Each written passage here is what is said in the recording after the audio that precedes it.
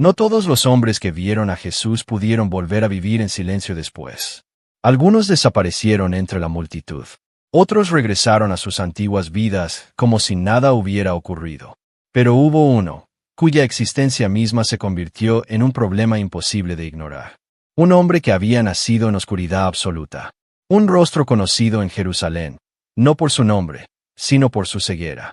Y que un día, frente a todos, recuperó la vista. Ese hombre no solo vio la luz. Se convirtió en evidencia viva de algo que las autoridades religiosas no podían permitir que sobreviviera. Y cuando el cielo se oscureció durante la crucifixión, cuando el hombre que lo había sanado fue ejecutado públicamente, su historia no terminó. Ahí fue donde realmente comenzó. Porque en el año 34 después de Cristo, Jerusalén ya no era solo una ciudad bajo tensión. Era un lugar donde la verdad se había vuelto peligrosa. La Pascua posterior a la crucifixión no se parecía a ninguna otra. Roma seguía vigilando cada esquina. El templo seguía funcionando. Los sacrificios continuaban. Todo parecía igual, pero no lo era. El Sanedrín había eliminado al hombre de Nazaret, pero no había eliminado su impacto. Y entre los testigos más incómodos de ese impacto estaba aquel hombre que una vez mendigaba junto al estanque de Siloé. Su historia no era un rumor. Era pública. Era verificable. Era imposible de negar. Los líderes religiosos ya lo habían interrogado antes. Habían intentado desacreditarlo. Habían presionado a sus padres. Y cuando no pudieron refutar el milagro, hicieron lo único que les quedaba. Lo expulsaron. Ser expulsado de la sinagoga en el siglo I no era solo un castigo religioso. Era una muerte social. Significaba perder comunidad, identidad, sustento. Y sin embargo, ese hombre ya había vivido al margen toda su vida. Había aprendido a sobrevivir sin reconocimiento, sin estabilidad, sin pertenencia. Ahora, por primera vez, era imposible ignorarlo. Pero eso también lo convertía en un blanco. Porque, ¿qué ocurre cuando alguien que ha sido tocado por lo extraordinario permanece en un mundo decidido a borrar ese mismo acontecimiento?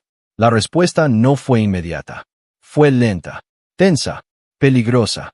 En los meses que siguieron, Jerusalén comenzó a llenarse de rumores. Un sepulcro vacío. Apariciones. Discípulos afirmando que el crucificado estaba vivo. Y luego llegó Pentecostés. Miles comenzaron a creer. Las calles se llenaron de predicación. El nombre de Jesús volvió a pronunciarse, esta vez con más fuerza que antes. Para las autoridades, esto era inaceptable. Y para el hombre de Siloé, era inevitable. Porque su historia encajaba perfectamente en lo que los apóstoles estaban proclamando. Él no hablaba de ideas. No defendía teorías. Él era prueba. Había pasado de la oscuridad a la luz en un instante. Y ahora veía cómo otros experimentaban una transformación igual de profunda, aunque invisible. No en los ojos, sino en el interior. Es probable que su vida cambiara en ese momento. De mendigo ignorado a testigo incómodo. De marginado a evidencia viviente. Imagina la escena. Los apóstoles predicando en los patios del templo. Multitudes escuchando. Y entre ellas, un hombre que podía decir con absoluta certeza, yo era ciego. No como símbolo. No como metáfora. Literalmente. Y ahora veía. Eso lo convertía en un problema que no podía ser silenciado fácilmente. El Sanedrín no solo combatía ideas. Combatía testimonios. Y el suyo era particularmente peligroso. No podía negar lo que había ocurrido. No podían borrar su pasado. Solo podían intentar intimidarlo, aislarlo, hacerlo desaparecer. Pero aquí es donde su historia toma un giro inesperado. Porque alguien que ha vivido toda su vida en exclusión, no depende de la aprobación del sistema para mantenerse firme. El rechazo no era nuevo para él. La presión social no lo definía. El hombre que había sido invisible durante años, ahora tenía una claridad que nadie podía arrebatarle. Pero la tensión no dejó de crecer. Llegó un punto de ruptura. El martirio de Esteban. La violencia ya no era implícita, se volvió visible. Real. Innegable. Los seguidores de Jesús comenzaron a dispersarse.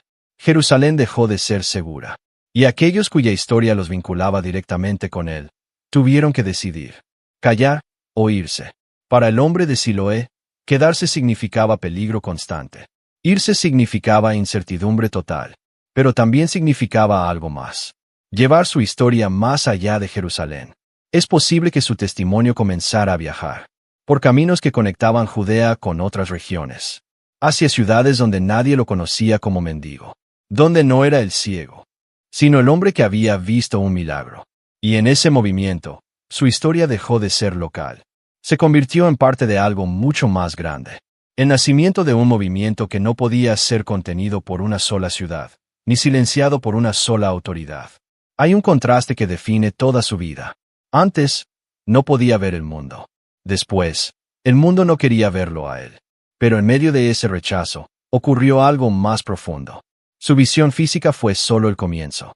Lo que realmente cambió fue su comprensión. Porque ver no es solo percibir, es entender. Y él había entendido algo que muchos, incluso con ojos sanos, no pudieron aceptar. Había visto poder. Había visto verdad. Había visto a alguien que desafiaba todo el orden establecido. La historia no conserva su nombre. No sabemos dónde terminó sus días. No sabemos cuántos años vivió después. Pero su impacto permanece. Porque cada vez que se cuenta su historia, ese momento vuelve a existir. Cada vez que alguien escucha que un hombre nacido ciego recibió la vista, esa realidad vuelve a desafiar toda lógica. Y aquí es donde esta historia deja de ser solo pasado.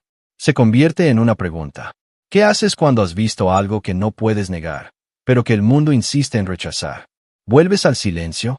¿O aceptas el precio de vivir con claridad? El hombre de Siloé no solo recuperó la vista, aprendió a vivir con ella, en un mundo que prefería la oscuridad. Y tal vez esa sea la parte más incómoda de su historia.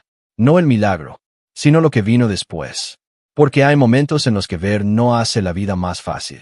La hace más real, más expuesta, más difícil de ignorar.